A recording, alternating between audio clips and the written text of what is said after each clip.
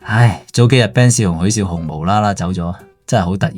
因為上星期仲係 YouTube 睇過 Ben 少雄同佢位千金嘅 vlog， 佢哋好開心咁揸車去沙門仔飲茶。當大家仲喺網上掛住佢嘅時候，前日又有殷志強因病過身，而尋日就有另一位人稱阿瑾嘅馮淬帆係台灣因病離世嘅消息。一個星期冇咗3個睇咗咁多年嘅藝人，真係有啲唏噓。唔覺呢幾年有好多熒幕上邊嘅綠葉角色都陸續走咗。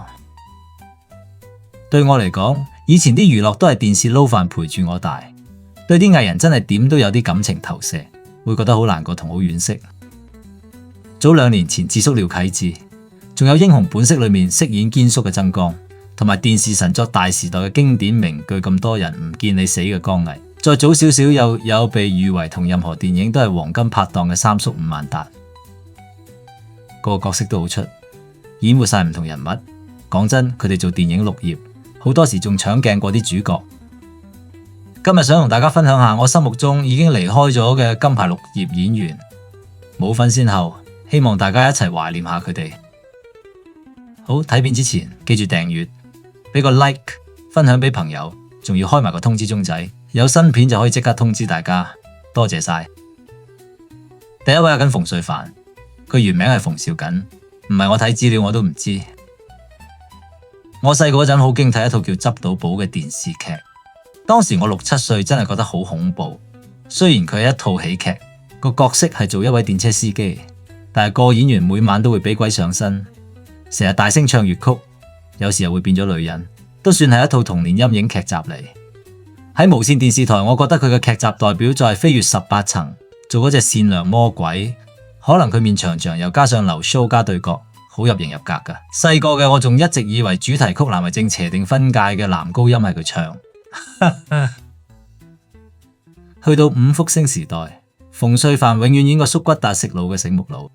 跟住喺精裝追女仔入面，佢做堅記車房嗰個超級刻薄嘅劉定堅。王晶成日抄橋玩2次創作。精裝追女仔裏面令我笑到肚痛嘅收縮水橋段，玩埋龍的心添。第2集仲扮埋一啲都唔浪漫嘅船頭尺。但當年我對電影《兵老正傳》，佢做一個好有 heart 嘅社工角色，我就最中意。自從90年代同周星馳拍完《師兄撞鬼》之後，佢就好少再喺大銀幕度出現啦。幾年先拍一套戲，好似冇聲冇氣咁消失咗好耐。去返2015年，記得嘅係做校監嘅5個小孩的校長，同埋另外一套戲《老笠》入邊扮嗰隻陰沉嘅老鬼。嗰次喺大銀幕度，突然間覺得歲月真係唔留人，老到又瘦又乾咁。我唔妥你，而家老笠你有冇反對 ？Good， very good。舊年應該係我睇佢最後一套台灣電影《鬼門》，佢做包租公，點估到馮淬帆靜雞雞就走咗。呢幾日 YouTube 有好多佢幾年前嘅訪問，原來佢一路都唔中意拍黃精啲無聊低俗笑片，仲當係人生污點添。雖然係咁，但係都多謝你俾咗咁多童年歡樂我哋。第2位 Ben 少雄、許少雄，正如我話，細個電視送飯嘅年代，佢喺新紮師兄飾演嘅舅父東，真係用男人嘅身軀演活咗八婆嘅角色。呢種小人物但又發夢有一日會做大事嘅角色，永遠都係咁討好。以前我睇電視嘅80年代，Ben 少雄真係時裝劇又得，古裝劇又得，乜嘢劇都有佢份。電視劇《他來自江湖》之後，佢開始轉去拍電影，多數係輕鬆搞笑嘅戲，角色多數係怕事但又死衝，多數做沙展、縮骨警司，大部分都係做翻差唔多嘅角色。因為90年代好多港產片都係以警匪故事做主題，可以話電影需要呢種角色，揾許少雄就啱晒。佢演技喺我心目中唔算好突出，不過佢嘅喜劇感好淡定，而且節奏感又同其他人好唔同，呢樣一直係佢嘅特點，獨一無二。所以我對佢任何一個角色都會劃一叫翻做許少雄。疫情之後有報道話佢已經搬咗去馬來西亞退休。近排又見到佢出現喺佢個女嘅頻道，仲要係上星期先睇過，估唔到1星期咁就走咗。同埋最近先至知個背景原來咁巴閉，人一世使幾多着得真係整定㗎。希望 Ben 叔唔安息啦。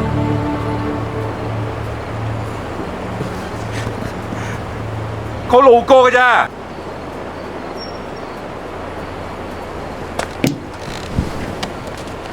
我唔理啊！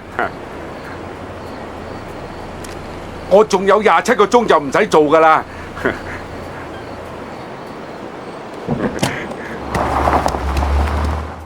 第三位智叔廖啟智，以前喺電視劇嘅風格都係柔弱一面。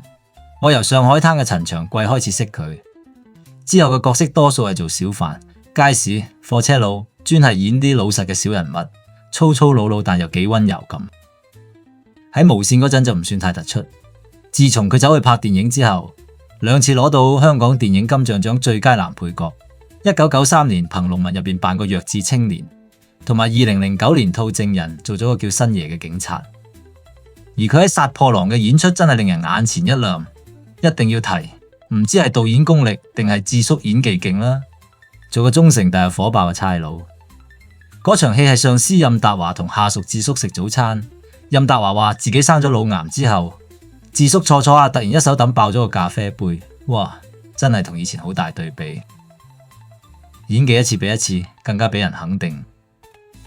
之後2014年去咗 HKTV 拍咗套電視劇集《選戰》，當年好多無綫氣象演出，佢做個老謀深算嘅政治家，又係另一層次。智叔可以話係可塑性特別強，乜嘢角色都難佢唔到。而智叔喺套戲10年入面，其中一個古仔本地彈道，教啲細路仔對住個世界嘅唔公平唔可以習慣，真係要同香港人講聲多謝。佢喺2023年因為癌症走咗，得66歲，仲咁後生真係好可惜。千祈唔好慣晒，就係我哋幾代人慣晒，你哋先要咁樣。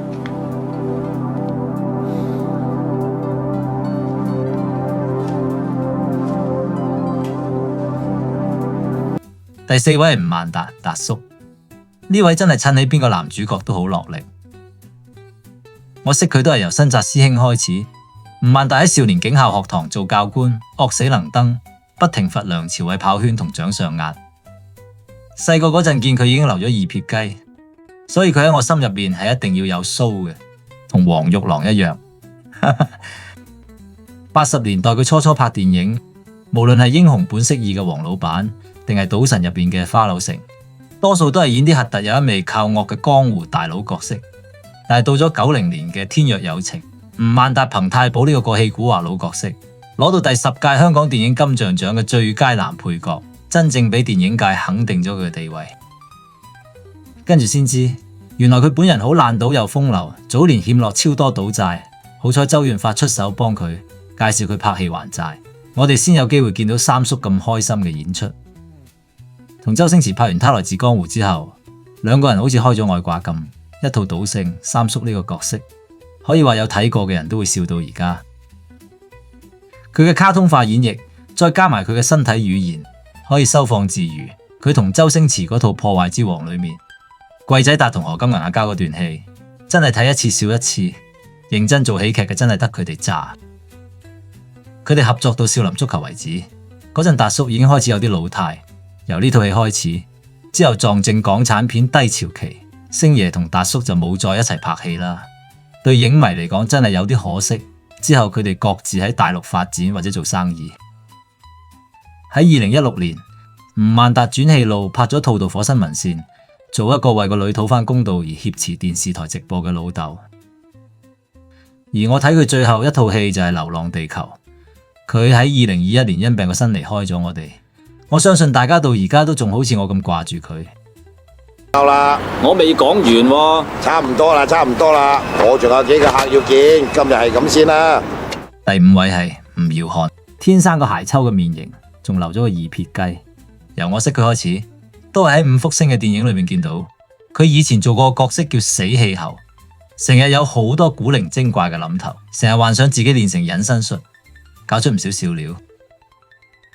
佢喺83年憑奇謀妙計5福星提名過最佳男配角，之後同潮州老漢打雙槍嘅神勇雙響炮，同雙龍出海呢個系列做過幾套戲嘅男主角。佢係一個比較多產嘅演員，淨係電影都拍咗超過80部，因為佢真係好中意演戲，主要都係拍笑片。但係佢戲路好闊㗎，加上講得一口流利英文，連西片《盜墓者羅拉》都客串過。加埋當年香港流行嘅喜劇都撈埋啲靈異、僵屍元素，好似靈幻先生、跪蚊腳咁。佢喺香港電影歷史入邊都算係一位好重要嘅演員嚟㗎。吳耀漢係二房拉仔，老豆係吳海林，係九巴同九龍殯儀館嘅創辦人之一，名副其實嘅有錢仔。佢有牙醫唔做，1975年自己開咗先鋒影業公司，做演員兼製作人。佢真係成世都俾咗電影。2013年，偉大嘅麥大導麥浚龍請咗吳耀漢拍咗套新版僵屍，係向當年嗰種片種致敬，真係乜鬼都要致敬下。不過呢套戲確實拍得好高水準，未睇過嘅朋友真係要揾返嚟睇下㗎。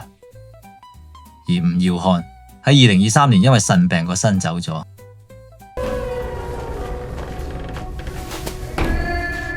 冚家鏟咁撚嘢，仲俾啲細路出嚟玩。第6個個個都叫佢大傻嘅成灰安，我係由英雄本色開始睇佢做戲嘅。嗱，就喺大佬城隔離嗰個吹鬚碌眼嘅大傻哥。後嚟監獄風雲出咗之後，大傻個名更加係紅到發紫。之後電影公司直頭專登封咗個4大惡人嘅稱號，分別係大傻成灰安、傻彪黃光亮、何家駒同埋李兆基。自從英雄本色咁成功，個市場就唔停咁拍英雄片，主角英雄來來去都係嗰幾個，但係反派惡人就實有大傻份，套套都冇好下場。自從兔公子多情開始玩喜劇之後，王晶就成日將成灰安嗰種惡死樣擺落喜劇度製造反差，搞到更加好笑，好似賭神賭俠裏面嗰句投降輸一半。邊係咁嘅？你黐線，上邊還上邊，呢度香港啊嘛，香港嘅規矩咧，投降輸一半噶嘛，係嘛？係呢本嚟嘅。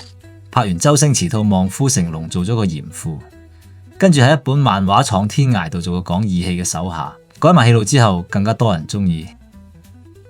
佢唯一一次做主角嘅戲就係着牛仔褲嘅鍾馗，但係唔知點解套古惑仔電影就一直冇成灰安份演出，有冇人知點解呢？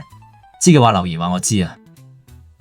其實咪睇成灰安成日惡死能登，其實佢係個好老豆。雖然佢當年細個行差踏錯，入過黑社會，坐過監，但出咗獄之後生性冇自暴自棄，揾咗份龍虎武師做，仲入埋邵氏。之後俾李修賢睇中佢做臨記拍戲，自此就成為咗個成功嘅演員。佢拍戲以嚟演過超過130部電影，可惜佢喺04年患上鼻咽癌，2009年就走咗。最後我喺戲院睇佢套戲係《私家偵探》，唔知大家有冇睇過呢？你有我電話㗎，有咩事打電話俾我，我得咁多喺度啫。其實成件事都唔關我嘅事。以上呢幾位都係香港電影嘅代表人物，每位都創作咗好多令人印象深刻嘅角色。我喺度衷心向咁多位已經離開咗我哋嘅藝人致上最深嘅敬意。好啦，今日係咁先，喜歡嘅訂閱，俾個 like share 俾朋友，記得開埋個鐘仔，有新片就可以即時通知到大家。我哋下次見，拜拜。